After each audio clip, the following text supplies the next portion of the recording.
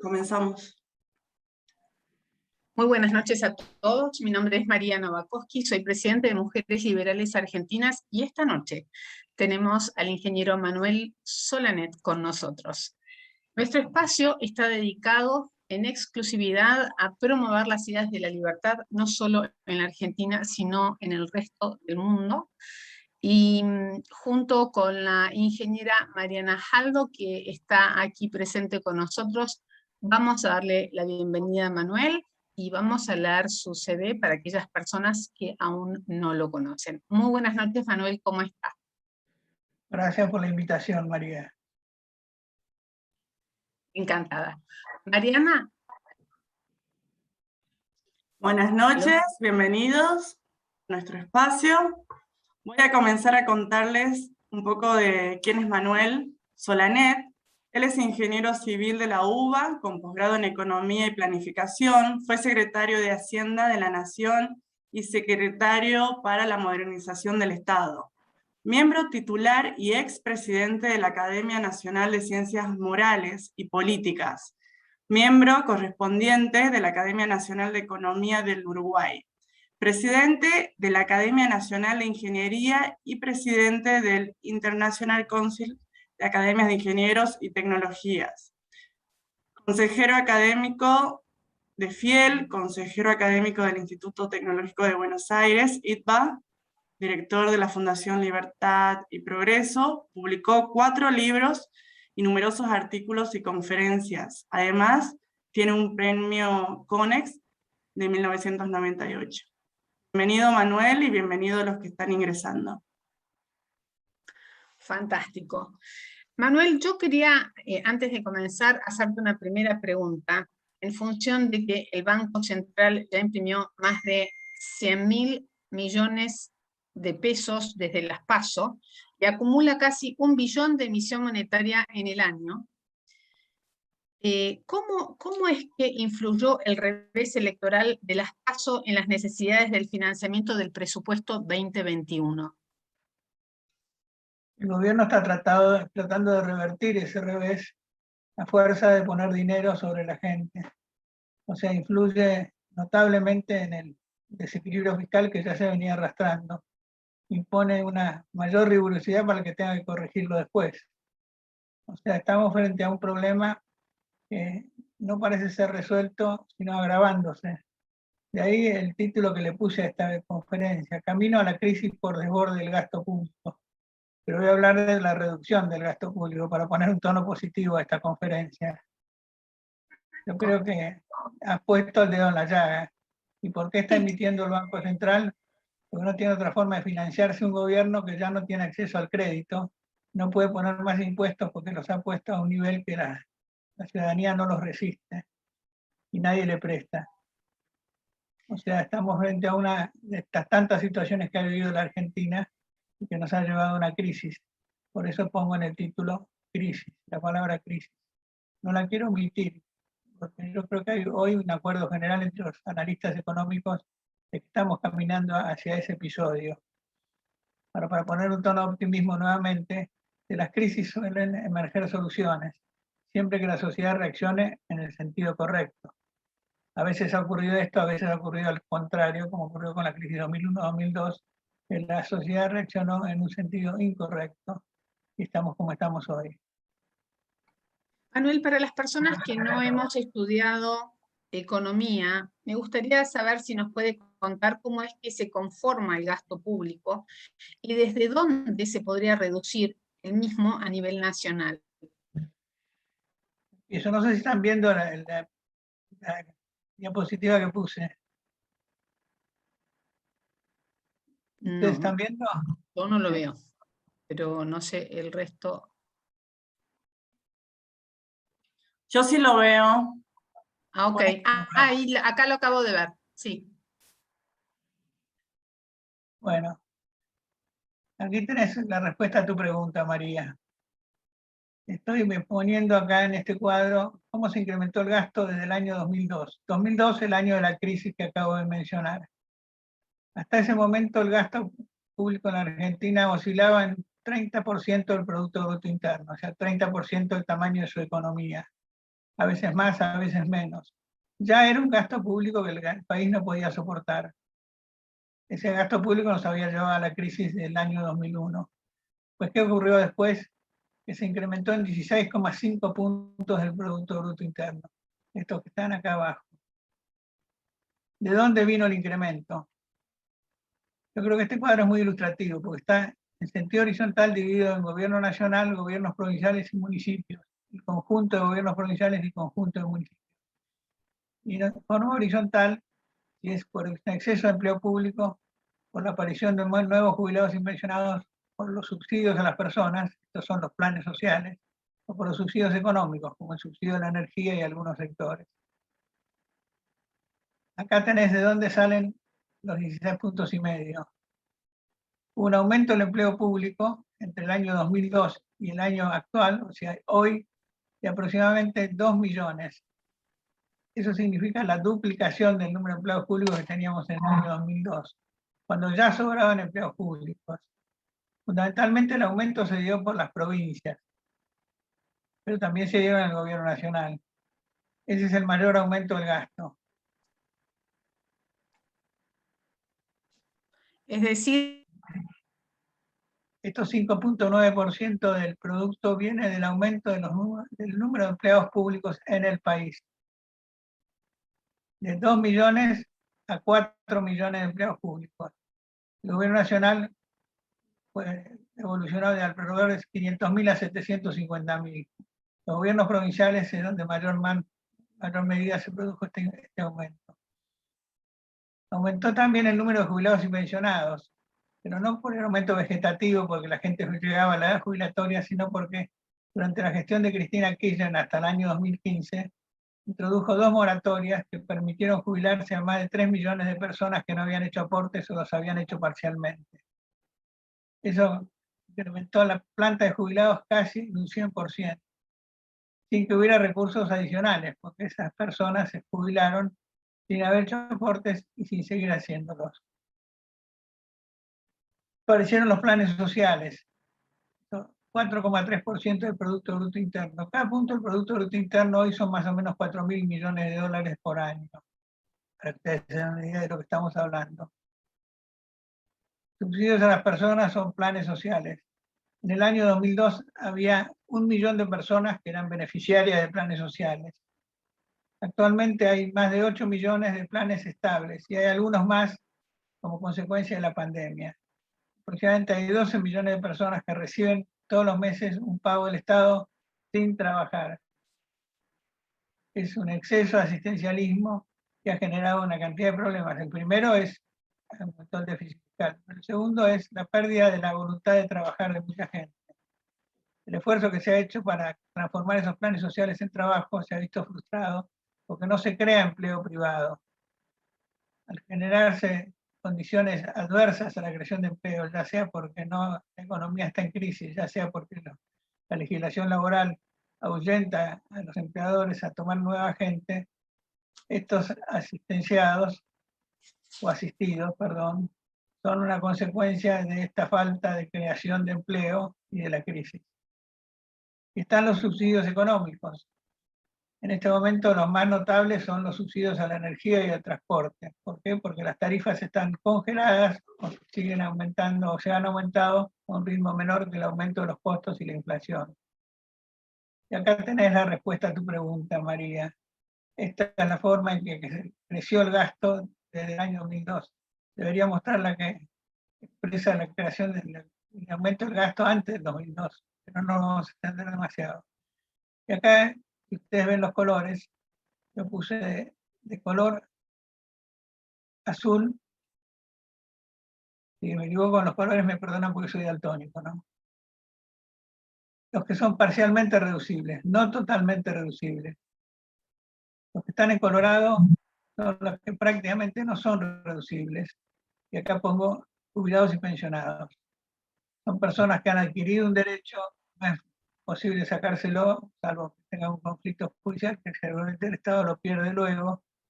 Tenemos 3-4 puntos del producto que no son reducibles prácticamente. Me voy a referir después a cómo minorar la carga en el futuro para las jubilaciones y pensiones. Y están los subsidios económicos, que son los más reducibles. Perdón que te interrumpa. Mirando el cuadro que presentaste, veo que el incremento se da en el gasto que corresponde a las provincias, ¿no? En algunos rubros sí, en otros no. En total, la nación tiene la mayor responsabilidad, le siguen las provincias y luego los municipios. Pero aquí donde seguramente estás mirando vos, los gastos en el aumento de empleo público sí son las provincias. Y después voy a explicar también por qué las provincias aumentan alegremente sus gastos sin que los gobernadores sean penalizados por sus gobernados. Ok, para ahí va mi pregunta. Acá tenés el mapa del Estado al día de hoy. Esto ustedes lo pueden sacar del internet, donde dice mapa del Estado.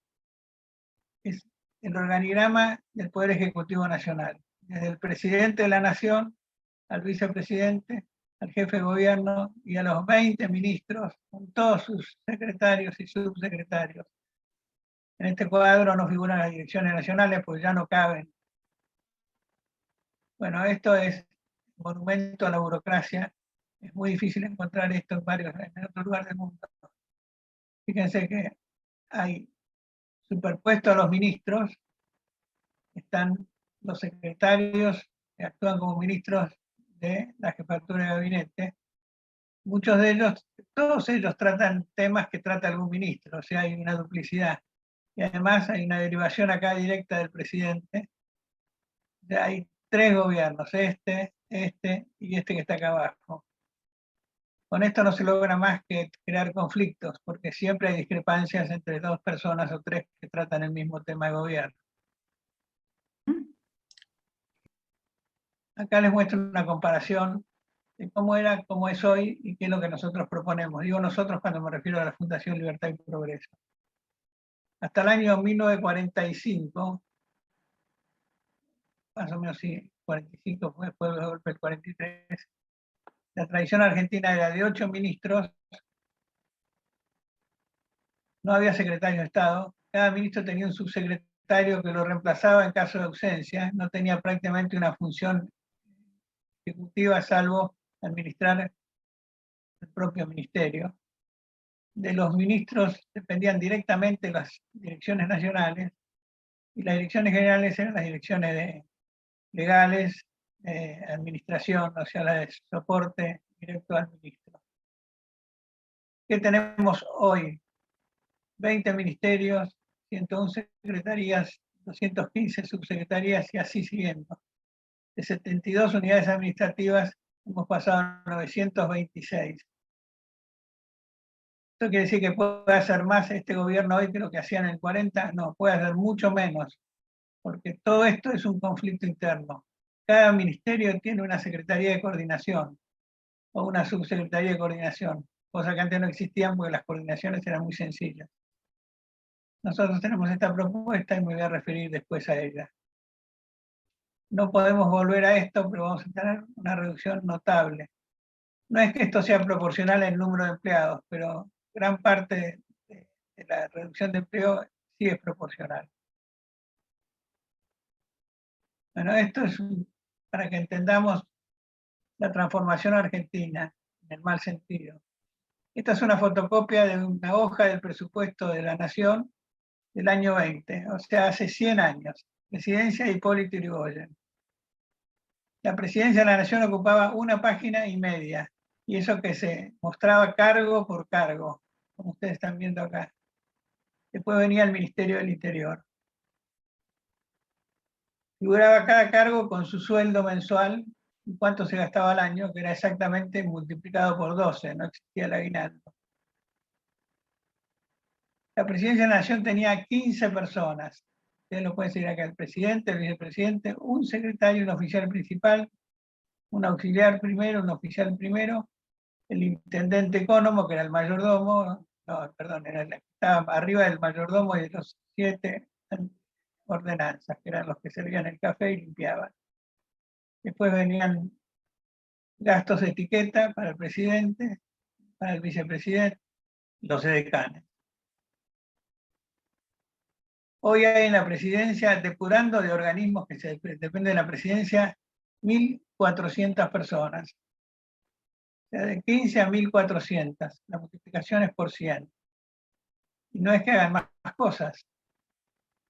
En aquel entonces no estaba la residencia de Olivos, hoy está, bueno, habría que agregar algunas personas.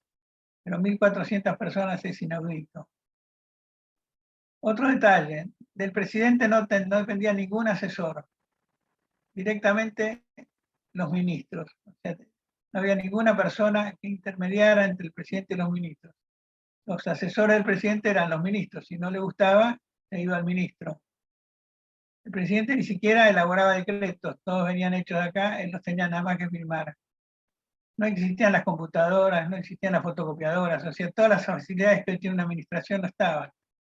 Cualquier empresa que uno toma, que tenga cierta antigüedad, que pueda llegar a tener 100 años, tenía mucho más empleados administrativos hace 100 años de los que tiene ahora, porque no tenía todos los elementos que hoy permiten sustituir empleados.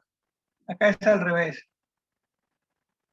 Otro detalle, no había ningún prurito en exponer de sueldo. El presidente ganaba 8.000 pesos por mes.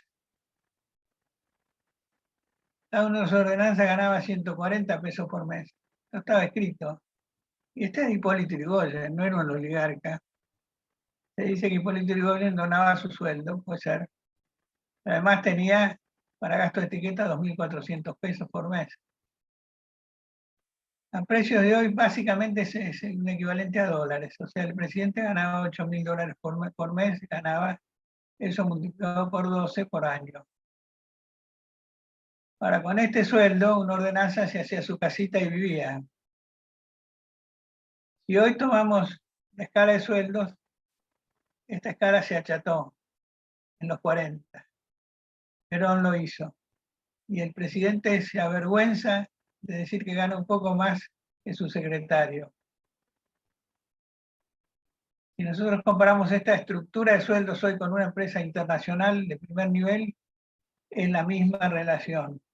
O sea, el presidente de una empresa internacional gana tantas veces como gana el que le escribe a máquina. Y gana más que esto.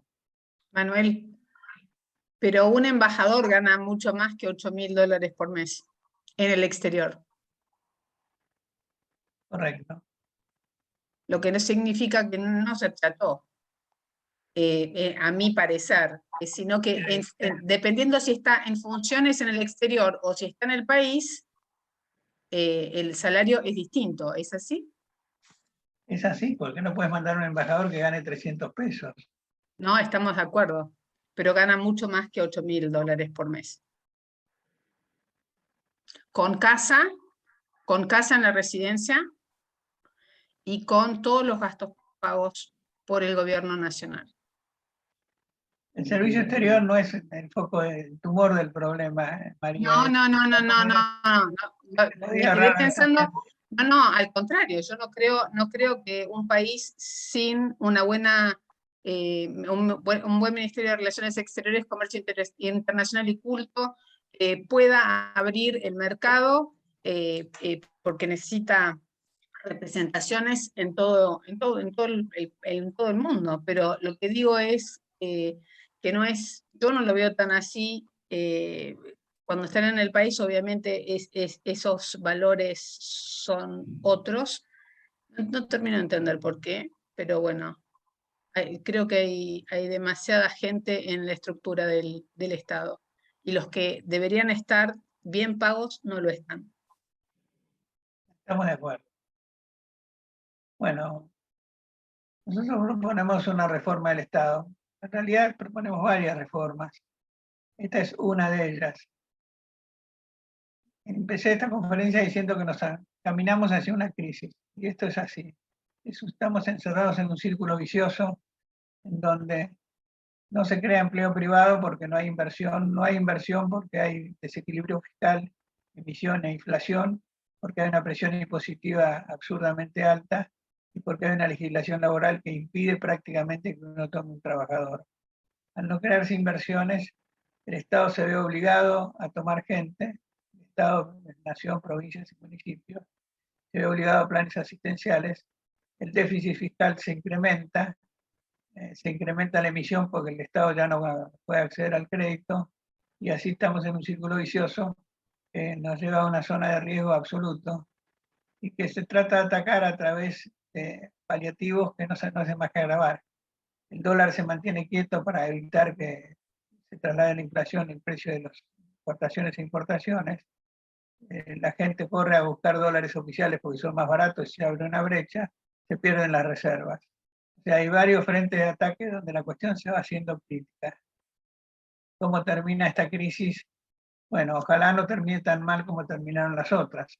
Los dos casos que tenemos de crisis, bueno, la del 89 que terminó con una hiperinflación, partiendo de una situación relativamente parecida pero mucho más gobernable. Vuelvo a decirles que el gasto público era de 30 puntos del producto y de 46.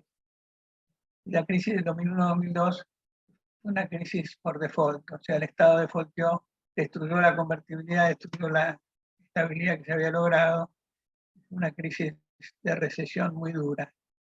Las dos crisis produjeron un pánico colectivo, una crisis social, que abrió un espacio para que se hagan reformas. En el año 89 vinieron reformas en sentido positivo, básicamente las privatizaciones, logró bajar el déficit fiscal de 8 puntos del producto a 2 puntos, y finalmente se invocó con la convertibilidad para que tengamos 10 años de estabilidad.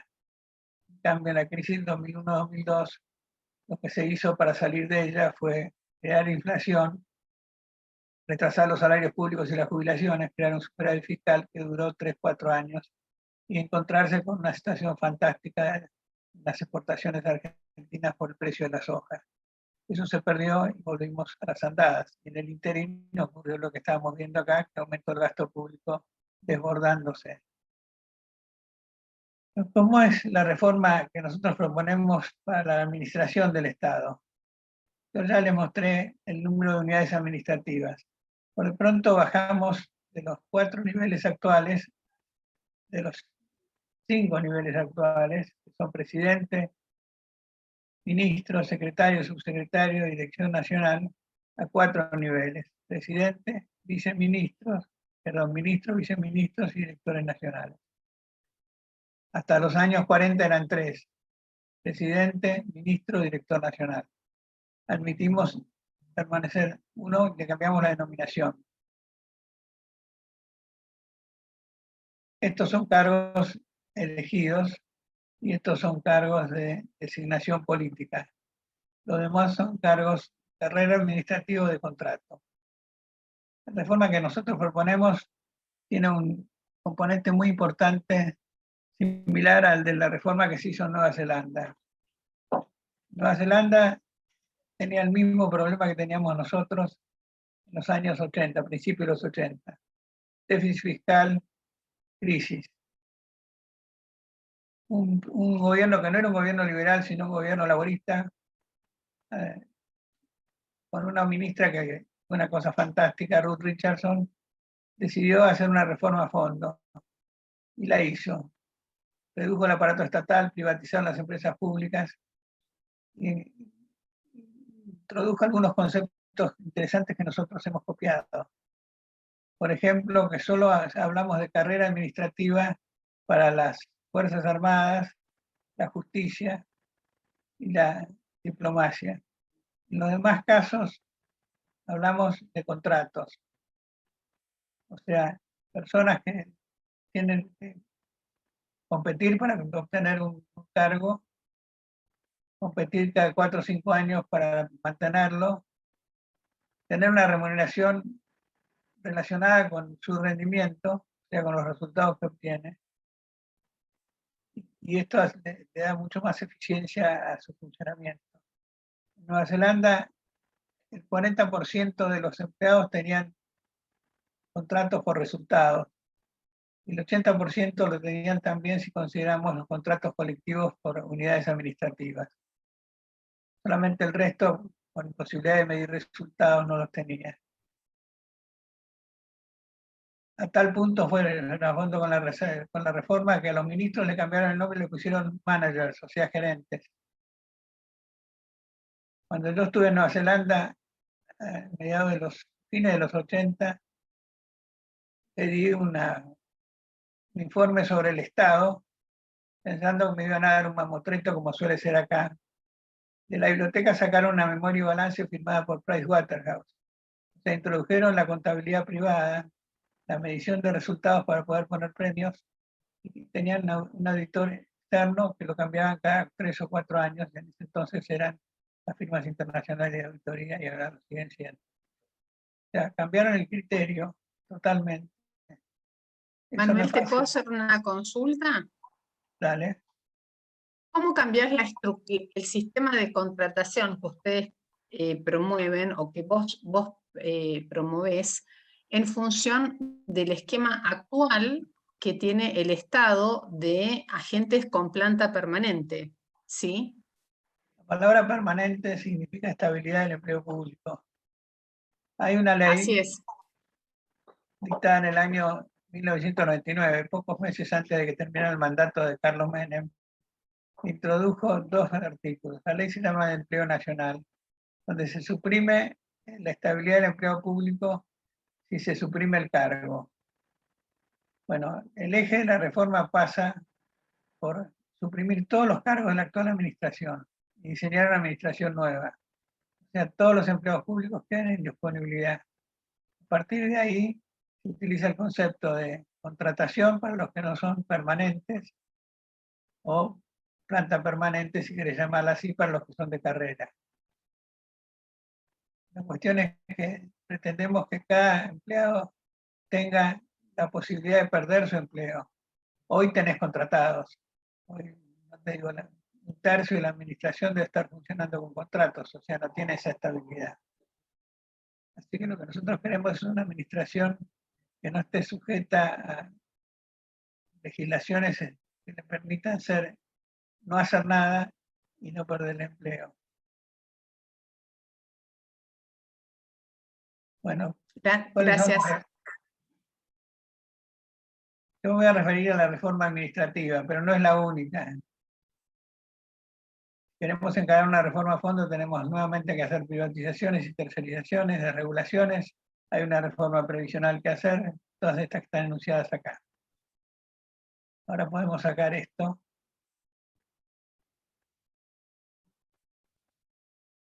Para vernos la cara. Esta reforma del Estado la tenemos elaborada desde hace varios años. Yo les dije que a mediados de los 80 fui a Nueva Zelanda. En ese entonces estábamos trabajando en Fiel y propusimos una reforma como esta. Y terminamos de elaborar en el año 95, cuando se produjo la primera reelección de Carlos Menem.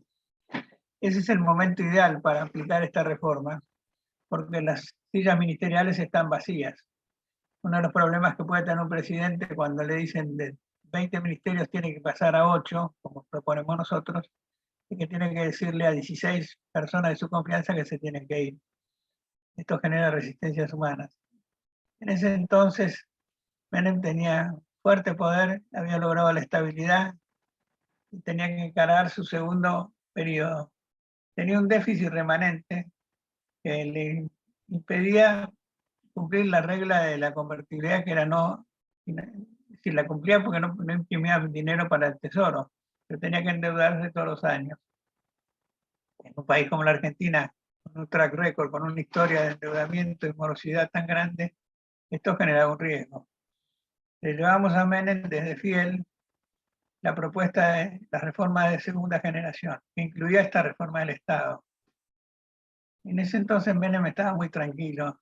Me acuerdo que fuimos a la residencia de Olivos, yo les puse la experiencia de la reforma y no le gustó.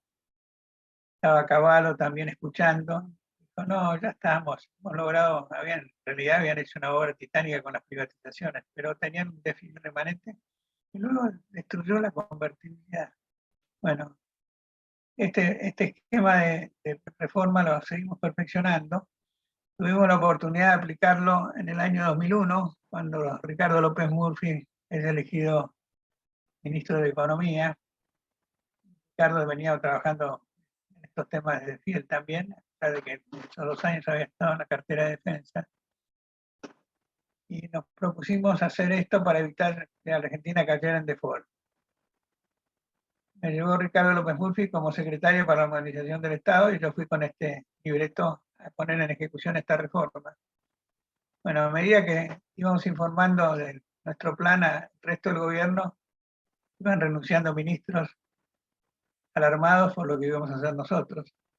Pero nosotros estábamos muy confiados que si no se hacía algo así, el país iba a terminar mal, como efectivamente sucedió a fines de ese año, cuando la Argentina cayó en default. El default estaba en el horizonte cuando nosotros estuvimos en marzo del año 2001. Bueno, la reforma que propusimos básicamente era esta: hacer un diseño base cero del organigrama del gobierno nacional. Base cero significa que no nos basamos en lo existente, sino en lo que tenía que ser. Nosotros habíamos trabajado con un grupo de gente que había estado en la función pública, que ya no estaba comprometida, y que nos permitió diseñar una estructura administrativa con 8 ministerios para cubrir todas las necesidades que establece la Constitución y establecen las distintas leyes para el Poder Ejecutivo. Era una organización mucho más reducida, como la vimos recién. A partir de ahí, proponíamos la aplicación de la ley de disponibilidad. Se suprimían todos los cargos de la administración pública. En vez de nombrar ministros, no me acuerdo cuántos eran, pero no eran 8, eran mucho más en ese momento. En el nuevo periodo de gobierno debía designar 8 ministros. En un periodo de 6 meses, esos 8 ministros recibían, tomaban jurisdicción sobre todas las unidades administrativas que en ese momento existían, pero se reasignaban durante 6 meses a la nueva estructura y quedaban en disponibilidad los que no podían ingresar. En el año 1995, que fue cuando presentamos esto, había pleno empleo. Las privatizaciones habían creado un clima de mucho optimismo en la Argentina, se creaba empleo. O sea, el exceso de personal del sector público, que eran unas 140.000 personas, eran absorbibles. O sea, se podía llevar adelante la reforma. Me acuerdo que para la presidencia de la Nación hicimos un staff de 100 personas en total, incluyendo el presidente y el vice. En ese entonces había como 2.300 o 2.500. Bueno, Manuel, nosotros recordamos, sí. perdona que te moleste.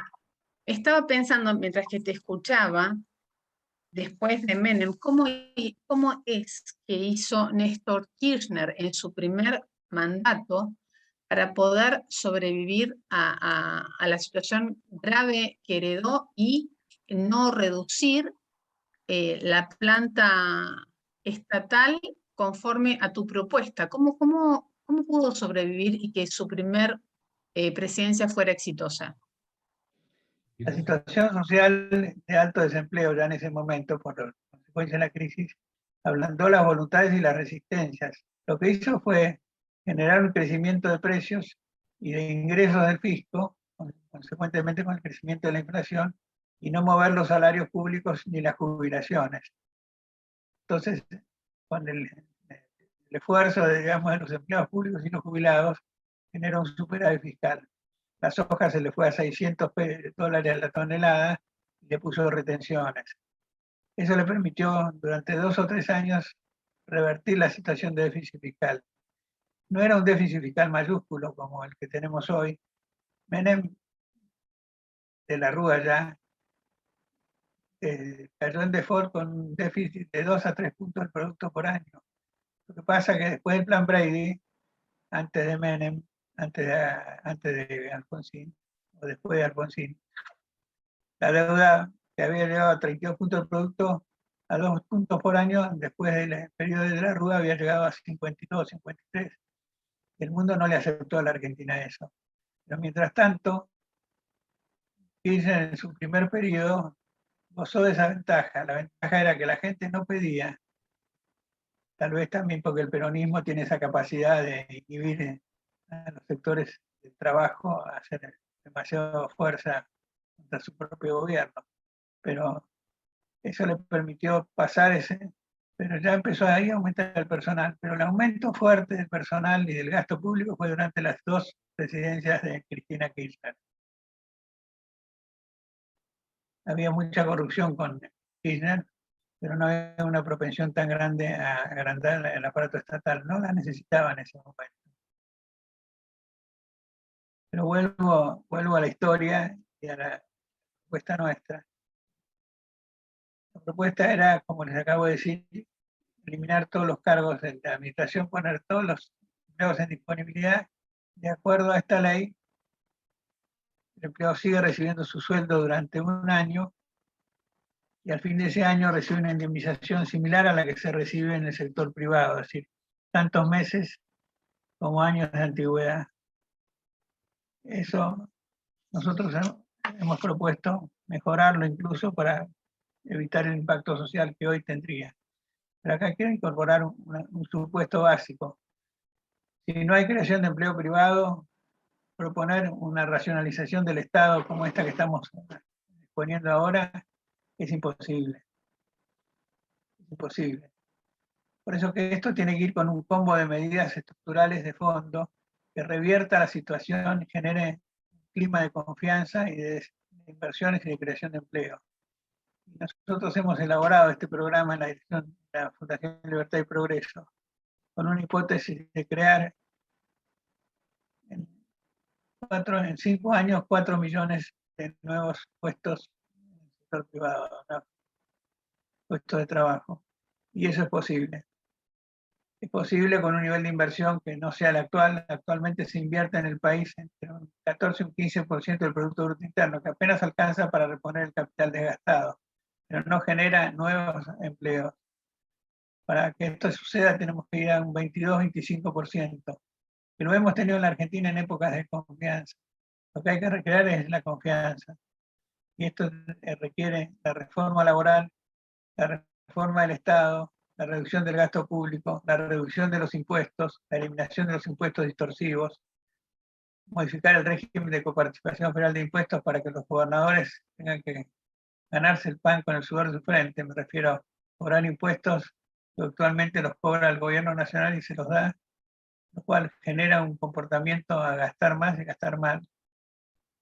Y otras reformas que tienen más que ver con la situación de la seguridad jurídica, como es la reforma de la justicia, la reforma de la seguridad. O sea, hacer otro país. Y esto es posible. Esto debe hacerse. Si no, no salimos más. Y debe hacérselo. Sí. Decime. Perdón, estaba pensando de llegar el señor Ricardo López Murphy a ser diputado de la Nación, va a proponer este sistema, va a llevar la propuesta que ustedes han armado de Libertad y Progreso a la Cámara de Diputados. No solo Ricardo, sino estimo que también el conjunto de Cambiemos. Nosotros estamos tomando contacto con mucha gente desde hace tiempo. Lo hacíamos antes del periodo de gobierno de Mauricio Macri. Insistimos mucho en que había que hacer las cosas de entrada. No tuvimos eco en este sentido. Se prefirió ir por un camino gradual, pero no hubo el tiempo necesario. Se había dado una situación muy comprometida en materia de deuda. El gradualismo no impidió que hubiera una reacción internacional por el endeudamiento gradual de la Argentina y eso se acabó en el 2018. Ahora yo creo que esa lección se ha aprendido, por lo menos la versión que nosotros tenemos de los integrantes de la coalición, y hay una decisión de hacer las cosas que no se hicieron. Y hay que hacerlas todas juntas, como acabo de decir, y de entrada. Presumo que vamos a enfrentar una nueva crisis antes de que se produzca el cambio de gobierno dentro de 2 años, que nuevamente se abra un espacio de aceptación política de planes que van a la solución del problema y no a agravar el problema. Bueno, no sé si es una expresión de deseo, pero lo que nosotros presumimos que debería ocurrir. Esta reforma es una de las tantas reformas, la del Estado, tal vez es la más difícil porque implica expresamente dejar personas fuera de su cargo actual, pero con la expectativa de que tengan incorporación en el sector privado rápidamente. Nosotros proponemos incluso sobre la ley vigente algunas mejoras. Por ejemplo, que en vez de 1 año de disponibilidad sean 2 años, que aquellos que por alguna disminución física o de otro tipo no tienen inserción posible en el sector privado, les permita una jubilación prematura. Incentivos a las empresas privadas para que tomen ex empleados públicos sin disponibilidad, por ejemplo, supresión del pago de cargas patronales durante 2 años, y también subsidio del Estado para la capacitación en el nuevo empleo. Todo esto estimamos de que habría una clara posibilidad de poner en ejecución este programa sin que haya efectos sociales adversos para la gente que lo tiene que sufrir. Pero no hay otra forma de hacerlo. Y los ahorros que se producen hacen posible que todo el sistema se autofinancie. Un empleado público gasta el doble de lo que gana en su sueldo, en espacio de oficinas, consumos, en electricidad, etcétera, etcétera. O sea, hay una capacidad de ahorrar cuando se suprime el empleo público importantísima. Todo esto hace factible una reforma de este tipo. Así sucedió en algunos países que le hicieron reformas. La más importante, como acabo de decir, por lo menos la que nosotros hemos visto como un ejemplo para seguir, es la de Nueva Zelanda. Bueno, ¿cómo se concreta esta reforma? Se designan los nuevos ministros en los cargos que hay. O sea, no hay 20 ministros, sino 8. Les asignan las unidades administrativas actuales con un plazo de 6 meses para que en esos 6 meses se reencasille el personal que queda en la nueva estructura administrativa.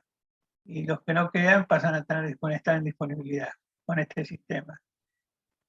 ¿Qué es lo que se gana con esto? Bueno, no solo se ahorra dinero, lo que se permite un mejor funcionamiento. Lo que tiene que entender la gente, los que trabajan para el Estado me lo van a confirmar, es cuando hay varios ministerios dedicados a los mismos temas, cuando se tiene que entender personas que no tienen nada que hacer dentro de su día, se crean ellos mismos trabajos. Hay un libro que yo siempre recomiendo leerlo, que es de las leyes de Parkinson. Parkinson era un economista inglés que las identificó y las describió con mucha gracia. Cómo funciona la burocracia estatal para ir creciendo, ocupando espacios y generando gasto ineficiente. Y eso uno lo ve acá en el Estado pero perfectamente bien. De manera de que si se rompe con un Estado burocratizado, gigantesco, gordo, se va a lograr mucho más eficiencia. A esto hay que sumarle las privatizaciones. Ha habido una cierta reversión de privatizaciones en estos últimos años. Eso tiene que volver a sus fueros y privatizarse. Hay una corriente estatizante muy fuerte, la estamos viendo con la hidrovía, hemos visto con YPF, con Gas del Estado y con tantas empresas que nuevamente han pasado a ser estatales como Agua y Energía, perdón, como Obras Sanitarias, que hay agua y saneamiento. Bueno, todo esto es parte también de una reforma. Insisto, tiene que ser hecha en un clima de confianza, porque las empresas privatizadas o privatizables tienen que ser adquiridas por alguien que tiene que invertir sobre ellas para volver a recuperar su capacidad de producción. Bueno, Manuel, sí, dale. te hago una consulta. ¿Cómo ves el apoyo político de la dirigencia política y de la gente para llevar a cabo estas reformas? Bueno, yo creo que ha cambiado algo esto. Yo relaté la experiencia nuestra con Ricardo López Murphy cuando estuvimos 2 semanas en el Ministerio de Economía tratando de llevar adelante estas reformas. Eran inviables. O sea, el gobierno no era el gobierno peronista, sino un gobierno de coalición radical con la coalición cívica o el prepaso en ese momento. No pudieron asimilar esto. Yo creo que si pasamos nuevamente por una crisis, gran parte del espectro político va a tener que aceptar esto y lo va a hacer. Ahora mismo el lenguaje ha cambiado, los partidos llamados liberales han logrado una aceptación mayor y han logrado mayor votación en las primarias y la van a lograr ahora en las próximas elecciones de noviembre. O sea, hay una propensión más a aceptar. Y notablemente esta propensión no se refiere a una clase social, sino es transversal. Los resultados de las primarias muestran que en zonas que antes ganaba siempre el peronismo o partidos de izquierda, se ha revertido. O sea, yo creo que hay mayor comprensión del tema y la clase política lo debe estar percibiendo. Bueno, no es solo la clase política la que tiene que asimilar esto, la clase empresaria, la clase obrera.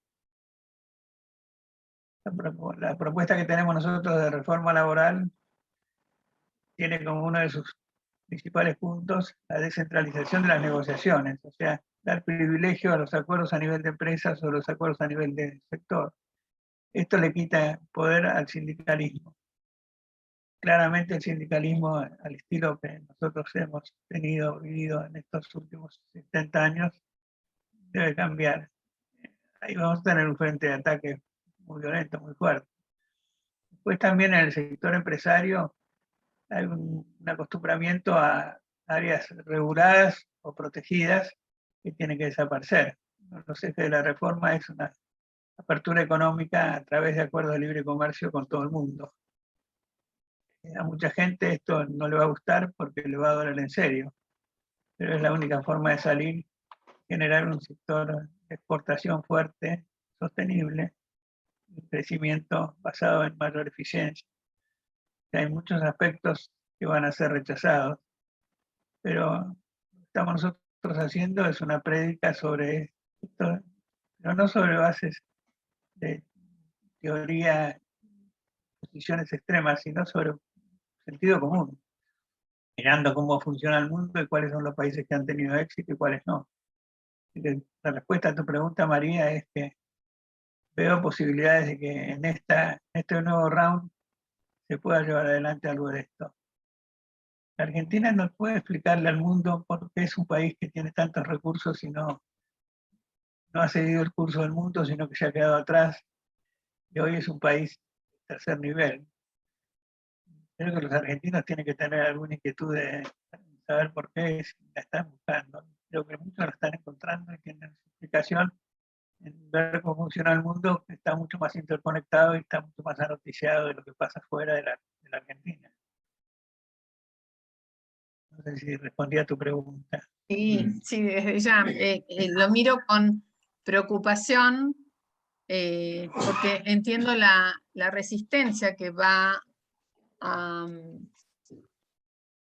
de que la gente que trabaja para el Estado, que es un porcentaje importante, van a ejercer, y también la participación de los sindicatos, ¿no? Pero entiendo que va a ser la única forma de poner a la Argentina nuevamente en el centro del mundo, con otras políticas que tengan que ver con la libertad de comercio, la libertad de poder comerciar con un tipo de moneda viable y fiable. Solamente una reforma no es necesaria, sino este combo de reformas que presentas. Me gustaría poder abrir el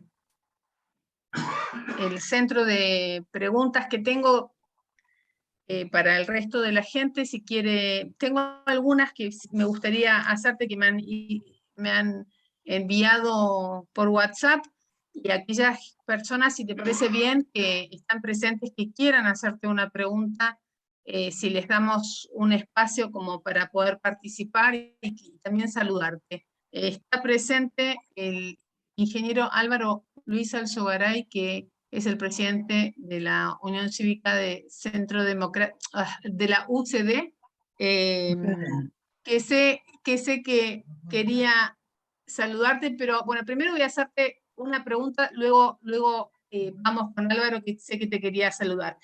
Tengo entendido que el Banco Central puede asistir al Tesoro de dos formas distintas: con adelantos transitorios por un lado, y por el otro con transferencias de utilidades.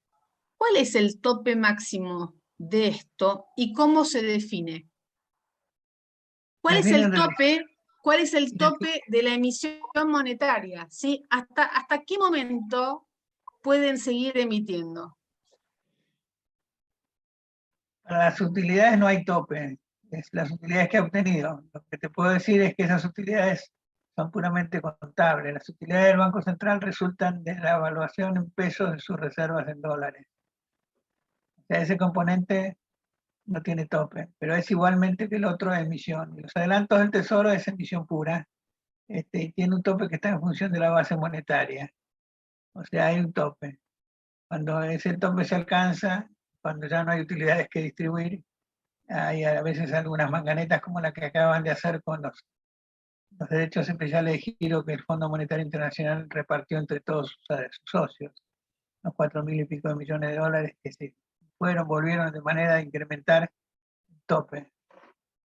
Pero bueno, lo que estamos viendo es que cuando hace falta emitir, se emite y los topes han funcionado relativamente.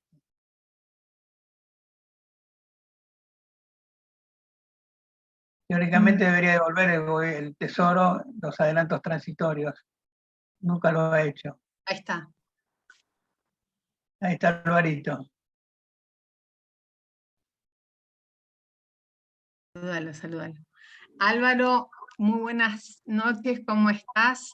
Sé que me estaban mandando mensajitos por WhatsApp diciéndome que tenía problemas técnicos, pero que había escuchado tu presentación y que te mandaba saludos.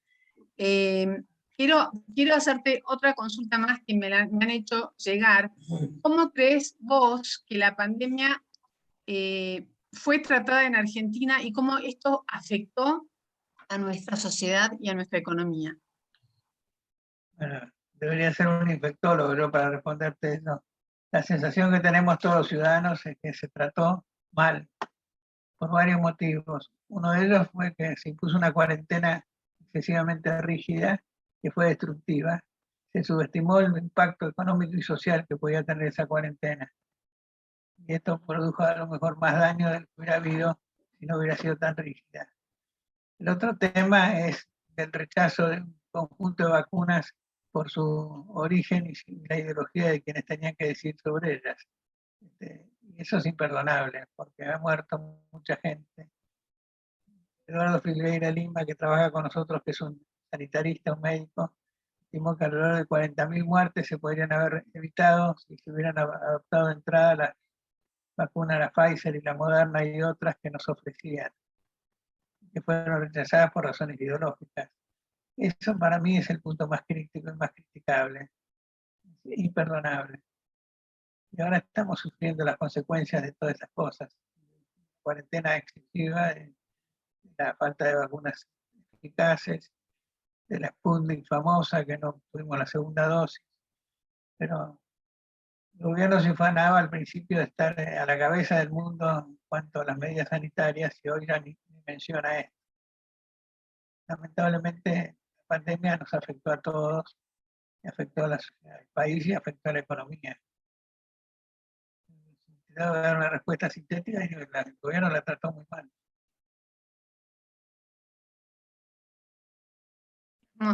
Estoy totalmente de acuerdo contigo.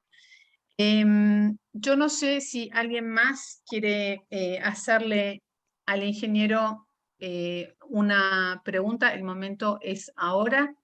Si no, sí. Mariana, vos, perdón si cambio de ángulo, pero veo que me están escribiendo por el WhatsApp.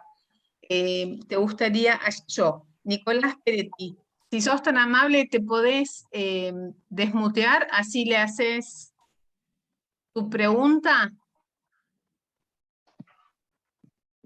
Bueno, buenas noches. Hola, Nicolás. Ingeniero, Muy ¿cómo le buenas va? noches, ¿cómo estás? Buenas noches. Nicolás. Bueno, gracias por dejarme hacer esta consulta.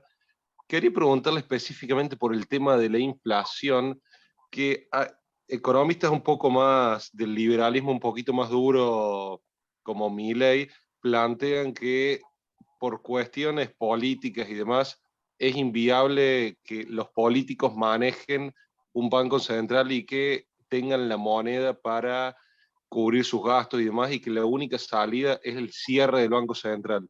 Desde un punto de vista no técnico, sino político, ¿usted cree que el cierre del Banco Central puede ser la única solución, como hubo en otras épocas una caja de conversión a lo mejor, o a lo mejor ni siquiera ir a una dolarización? Gracias.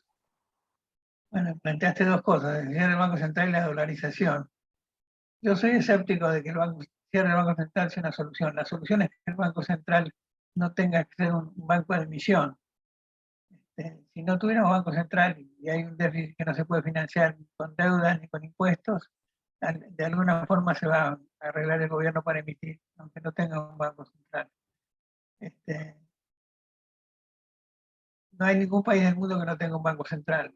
Es un dato ya que hay que tener en cuenta. O sea, para mí no es fundamental eliminar el Banco Central. Hay una tarea que es la de superintendencia de bancos, que esa la tiene que hacer alguien. Normalmente la hacen los bancos centrales, pero puede ser otro organismo. La dolarización es otro tema. Yo creo que si se adoptara el dólar como moneda, pero siguiéramos teniendo un déficit como el que tenemos, igual caeríamos en default. O sea, la dolarización trae la ventaja de que se logra la estabilidad rápidamente. La convertibilidad fue una dolarización bien vestida. El Banco Central tenía tantos dólares en sus reservas como los necesarios para cambiar toda la base monetaria. O sea, el peso era exponente de un dólar que alguien le aseguraba que lo tenía para cambiarle ese peso por un dólar. Y eso funcionó. Pero ¿qué pasó con la convertibilidad? No se cumplió la regla de que no tenía que haber déficit, y eso terminó con la convertibilidad al caer en default. El default es muy destructivo. Yo creo que si tuviéramos equilibrio fiscal, ese equilibrio fiscal es demostrable, no haría falta una dolarización. Si tuviéramos dolarización sin equilibrio fiscal, caeríamos igualmente en default. O sea, yo no me entusiasmo demasiado por la dolarización. Creo que si lográramos un déficit fiscal a corto plazo y bien esperable, una dolarización sería un instrumento eficaz para no tener que sufrir una inercia inflacionaria. Pero yo si tuviera que hacerla haría nuevamente como una caja de conversión o como convertibilidad, con un problema psicológico nada más. Alguien diría, pero estás cayendo de vuelta en el... Yo creo que hay problemas psicológicos. A nadie le gusta no tener moneda, porque todos hemos aprendido que la moneda es el exponente de la autonomía. Si no es la moneda propia, una moneda concertada con países como es el euro. Tener una moneda no propia suele ser doloroso psicológicamente. Pero bueno, yo no me detendría por esto, pero creo que la condición básica es el equilibrio fiscal garantizado. Y ahí, con o sin moneda propia, no es tan importante la dolarización. La destrucción del Banco Central es divertida, tal como les pone Milei, y mucha gente le gustan ese tipo de afirmaciones. Yo creo que hay que ponerle una pausa a muchas de esas declaraciones exorbitantes. Ahora, si me decís si el Banco Central que tenemos es el Banco Central, es peor que el mapa del Estado que vimos acá. Tiene varios edificios conectados, inmensa burocracia, pero esto no tiene que ver con la función del Banco Central, es una tarea de burocratizarlo como hay que hacer con el resto del gobierno. O sea, necesitaríamos un Banco Central de 200 personas y no de, tiene 14 o 15 mil. Manuel, muchísimas gracias, Nicolás, por tu pregunta. Quería hacerte otra consulta que me hicieron llegar. ¿Cómo es que Miguel Pese pudo usar los 4.300 millones de dólares en derechos especiales de giro que le dio el Fondo Monetario Internacional por la emergencia sanitaria y poder encender de esta forma la maquinita de imprimir? Los recibió el Tesoro, se los dio al Banco Central como devolución de adelantos transitorios. El Banco Central se lo volvió a vender al Tesoro. Las cosas, esos malabarismos que se han hecho. Al dárselos y reducir la deuda que tenía por adelantos transitorios, habilitó un nuevo segmento de 4.000 millones de dólares para que el Banco Central le diera nuevos adelantos transitorios. Es una manganita bancaria, por lo que entiendo. Muy divertida, muy linda. María Inés González, quería hacerte una pregunta. Perdón, Mariana. No, Le damos el espacio a María Inés González y después te paso la palabra a vos. Bueno, muchas gracias María, gracias por esta posibilidad de poder conocerlos y hablar con ustedes. Escuchando al señor Manuel Solanet con respecto a pasar a disponibilidad a toda la planta permanente que tiene hoy en día el Estado, con lo cual coincido totalmente, me estuve haciendo algunas preguntas o repreguntas con respecto a esto. Una de ellas, usted dijo, bueno, después se toman la gente por contrato, ¿no? Eso ya sucedió también cuando Menem fue gobierno, lo recuerdo bien, pero ¿para qué la pregunta es, los contratos después se arreglan, entonces estamos en la misma situación que estamos hoy. Eso es lo que yo veo.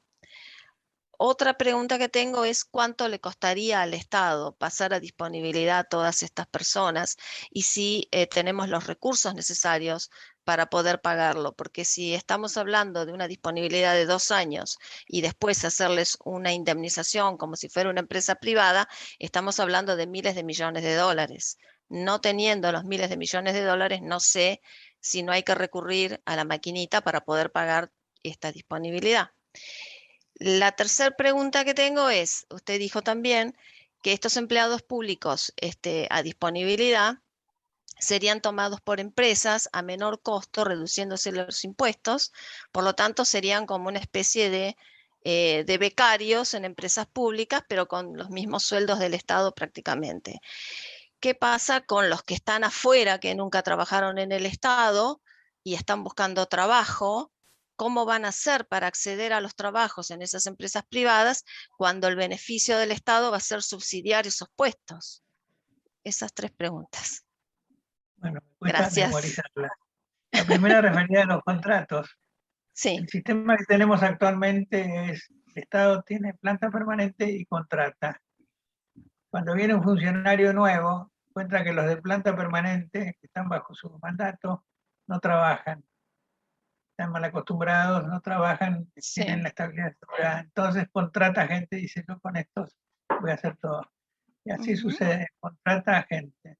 Cuando está por terminar su mandato, ese funcionario que los contrató, se le apersonan todos esos contratados y le decimos, queremos pasar a planta permanente. Es un tema de justicia social, que sé, ¿no? Sí. Hay una solidaridad, decreto, aumenta la planta permanente y pasan. Se van así agregando capas geológicas. Contratado, planta permanente, contratado, planta permanente. Exacto. Y así es como aumenta el tamaño del Estado. Exacto. Lo que nosotros proponemos es totalmente distinto. Hay un contrato por un tiempo determinado para los que tienen funciones de dirección. Y esa función tiene que ser revalidada con un concurso donde el que está tiene alguna ventaja, pero no todas. Entonces, hay siempre un incentivo. Ahora me olvidé de la segunda y la tercera pregunta. El costo, el tema del costo, ¿cómo se va a pagar? Bueno, por lo pronto hay un ahorro, como dije, del salario que está pagándole, que en realidad se lo mantenés por 2 años, pero todo lo que va afuera del salario, los gastos que ocasiona el empleado, eso se ahorran. Después tenés, efectivamente, si vos das incentivos adicionales a los que marca hoy la ley, vas a tener un costo inicial.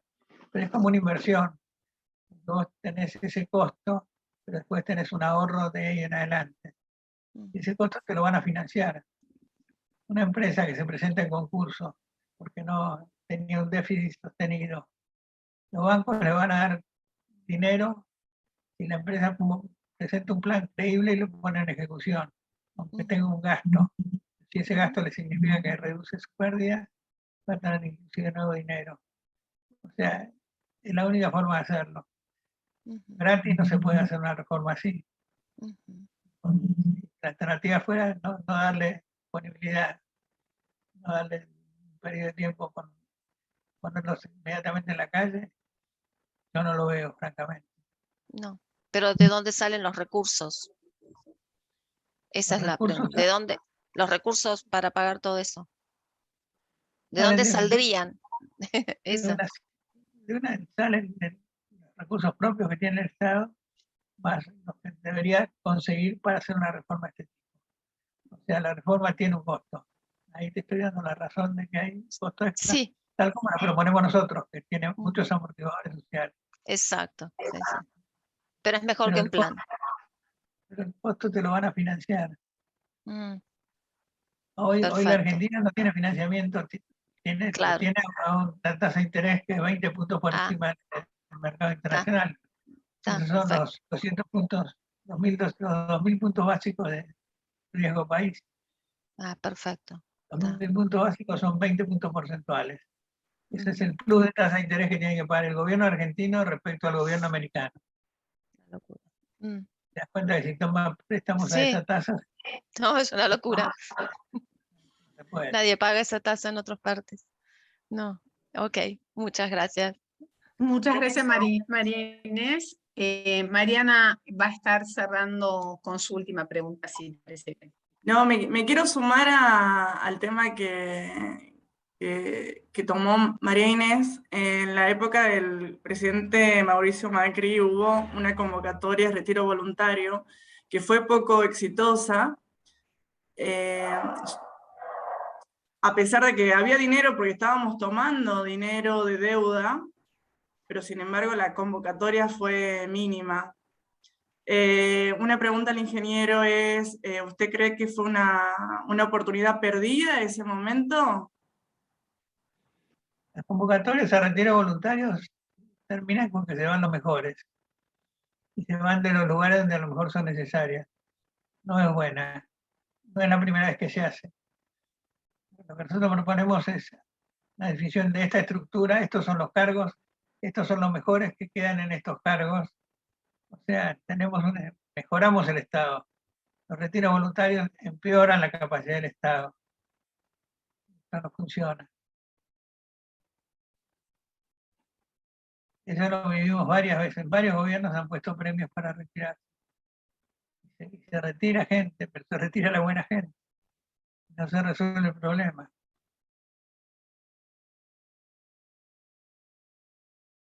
Yo entiendo que el gobierno de Mauricio Macri tuvo problemas serios para poner en ejecución. No hay más que recordar el ajuste de las tarifas de energía, que le costó el cargo a José Aranguren.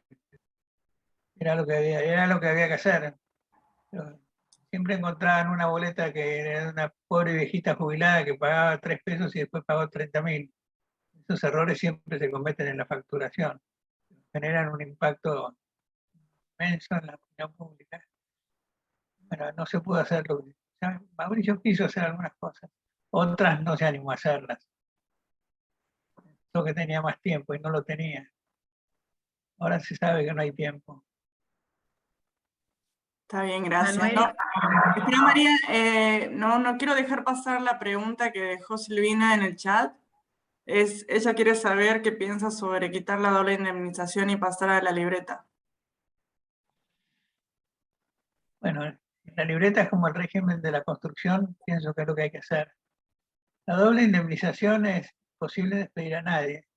Si es imposible despedir a nadie, es imposible tomar a alguien. O sea, tenemos el peor de los sistemas actualmente. La indemnización por despido, ya como la tenemos normalmente, es una carga imposible de sobrellevar para los que tienen riesgos de tener que reducir su producción. La doble indemnización, ahora tenemos prohibición de despedir. La doble indemnización agrava doblemente el problema. Lo que nosotros proponemos es un sistema que en el mundo se conoce como la mochila austríaca. Es un sistema de seguro de desempleo generado con aportes de fondos del empleador, que implica que cuando despide a una persona no tiene un costo de despido, sino que tiene una cobertura del despedido y sigue cobrando un sueldo por un tiempo determinado. Es el sistema que tiene Estados Unidos. Estados Unidos es el país que tiene la menor tasa de desempleo siempre. Una persona que pierde el trabajo encuentra otro. Hay flexibilidad para encarar nuevos proyectos porque el empresario sabe que puede tomar un empleado nuevo y que si la producción no va como él quería o tiene un problema, lo puede despedir y no quiebra. O no tiene un juicio enorme encima. Manuel, nuestro programa, además de tener nuestro propio canal de YouTube, tiene representación en 26 países distintos. No como el nombre de Mujeres Liberales Argentinas, pero tenemos un nombre de fantasía internacional que se llama International Republican Women. Entonces, este programa que ha sido grabado será reenviado y distribuido a lo largo de estos 26 países. Te agradecemos muchísimo tu participación, el hecho que nos hayas iluminado con un tema tan complejo, que es cómo reducir el gasto público, ni más ni menos.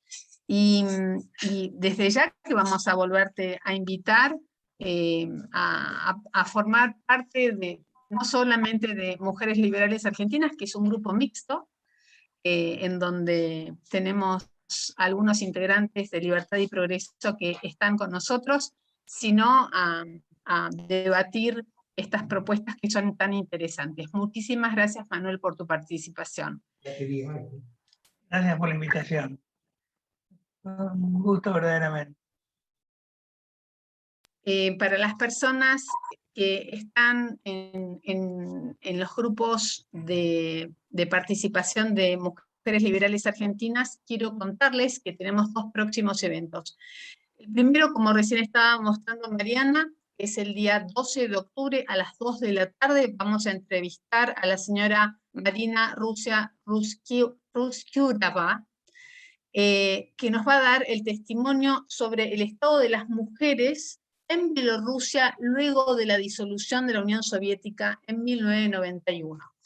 Y el día 14 de octubre a las 20 vamos a tener al doctor Eduardo Figueira Lima, que también está en Mujeres Liberales Argentinas, y que nos va a contar cómo se financian los distintos sistemas de salud en el mundo y cuál es su propuesta para el 2023. A todos, muchísimas gracias por participar, gracias por acompañarnos esta noche, y bueno, es hora de irnos a comer con el resto de la familia. Beso grande, nos vemos, gracias por participar.